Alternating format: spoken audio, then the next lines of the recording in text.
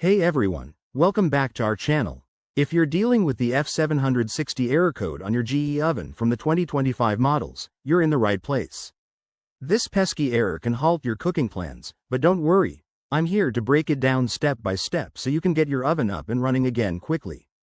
First off, let's talk about what the F760 error means.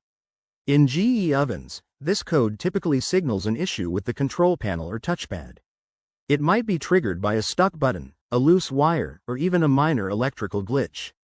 These problems are common in modern appliances and often easy to fix with some basic troubleshooting. To start, the simplest fix is to reset your oven. Turn off the power at the circuit breaker for about 5 minutes, then turn it back on. This can clear temporary errors and reset the system.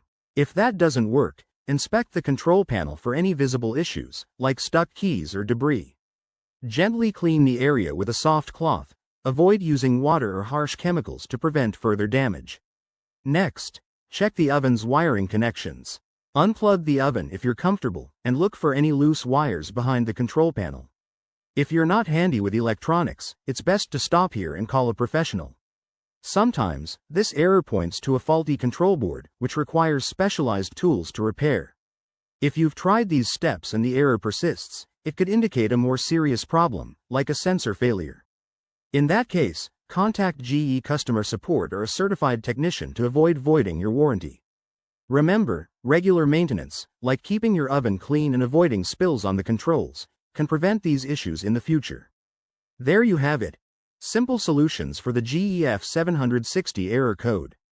I hope this helps you fix it fast and get back to your favorite recipes. If you found this video useful, give it a thumbs up, subscribe for more appliance tips, and drop your questions in the comments below. Thanks for watching, and see you next time.